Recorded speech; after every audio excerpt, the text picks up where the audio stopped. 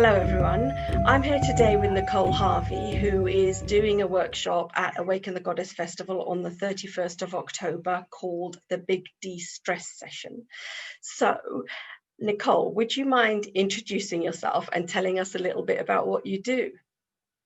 Sure. So I'm Nicole Harvey, and I'm the founder of at Have Your Magic as opposed to Have Your Shit Life. So it's a mixture of one-to-one sessions and group workshops that I love to offer. So, Wonderful. So tell me how you got into this line of work. well, I've been like many empaths, and I attract lots of empaths and sensitives. It's been good at lots of different things, but always had a calling to want to make a difference in the world and help, but had my own healing journey to go through. Because my dad was very violent, and when you think you're a fairy, that's a bit of a shock, right?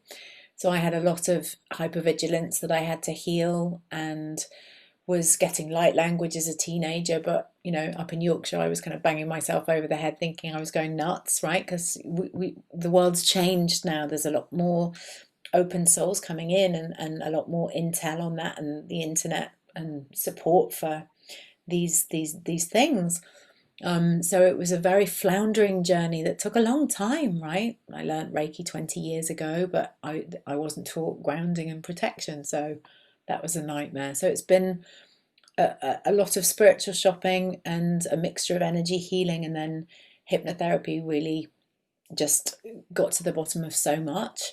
So that's it inspired me to train. So the one-to-ones I do mainly with hypnotherapy, lots of inner child work, going back, rescue missions, reframing, because we don't realize we're 97% of our mind is subconscious, and the subconscious doesn't do time. So if we're triggered by things and suddenly overwhelming emotions come in, we don't realize it's our wounded inner child until people maybe are like, you're acting like a child, or and then we get the clues of, oh, well, actually, it's that part of me that needs some help.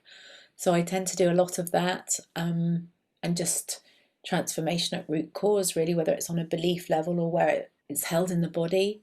Because I tend to attract very intuitive people, and they know it's a ball in their throat or whatever, and they've not been speaking up for themselves, right? So I think for a lot of us, kind souls, that's we've put ourselves last, right? But we can't give from an empty cup.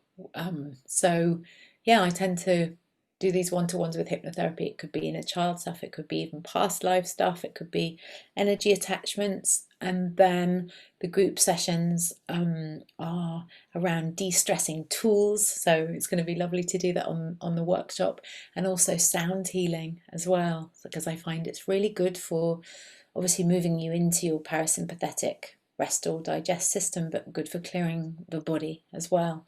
So Yeah. yeah, I like variety, so it's nice to do these different things, and I like to collaborate. So yeah. Yeah. I really love the name of your company, Have Your Magic. It's such an awesome name. Tell me how you came up with that. It just sort of popped in as a download, as did my logo, which is very much I wanted like an androgynous kind of being with streams receiving and giving out.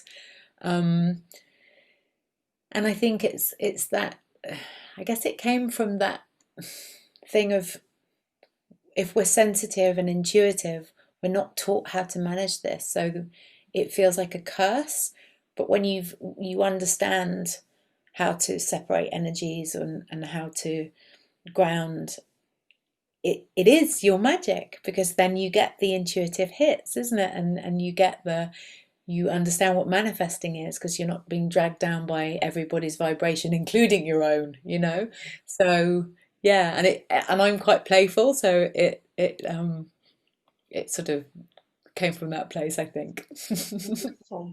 You've adapted quite well to sort of the new COVID conditions, in the sense that you do your sound healing and your sound baths on like some kind of magic platform now, don't you? Tell us about that.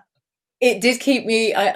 My dreams were around the quality controls for about the first 2 weeks of lockdown. It was a bit crazy.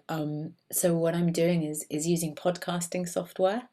So you can because what always used to make me sad if I do, I mean, I've managed to bless a wedding and I've gone out to the Cotswolds for a client, but really, I think it's been quite a big divide about people wanting to meet in person. I'm sure you've weighed up having this event. It's like, oof, and the numbers, it's tricky, right? So anything that we can do online with this, it's audio only, so you can put headphones in because, as I said, in venues, everyone would be so relaxed, and then I'd have to peel everybody up back off the floor. So obviously, I do hypnotherapy so I can get people really relaxed, and then the sound, and the cleaners will be coming, or whatever happens in venues, right? Then everyone would have to go back home or get the tube, and whereas this, you can just connect headphones. I've tested the distances from all the chimes are this far away and the singing bowls that way, and you can just drift away in headphones on your bed. It's so that's the beauty of it. Yeah. So if someone wanted to come on to one of your sessions online, how would they find that? So in well, I've got most people do Instagram, don't they? On my link tree in my bio on in Instagram, there's a thing that takes you through to booking, or it's just on haveyourmagic.com / events, and it's every Wednesday 8 till 9, because I figure young mums, hopefully the little ones will be kind of, more tucked up, so mum can relax, and you've had a chance to have your supper and just relax.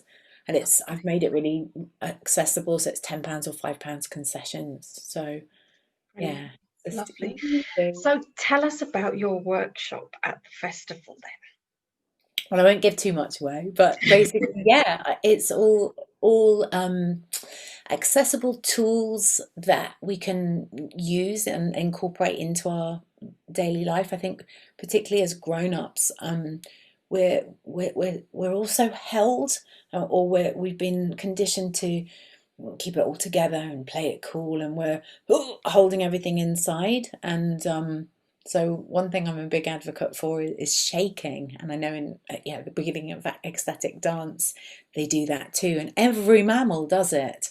And it got me contemplating those.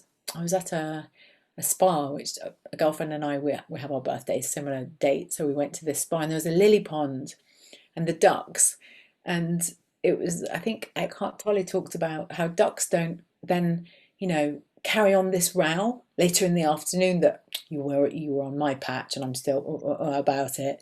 They just have a really good flap and a good shake, and then it's water off a duck's back.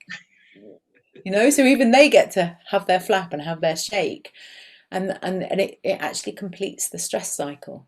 So we see kids do it all the time, but as grown-ups, we're so held. So it's really nice. Shaking is one good thing that I'll be doing. And I also teach tapping as well, because I think it's something very subtle that people can do. So if there's themes on the day, is it anxiety? Is it from all this uncertainty? It breeds anxiety, doesn't it? And then lots of grounding. So, because then you're in your power, you're in your energy, and you're a lot more aware of who you are.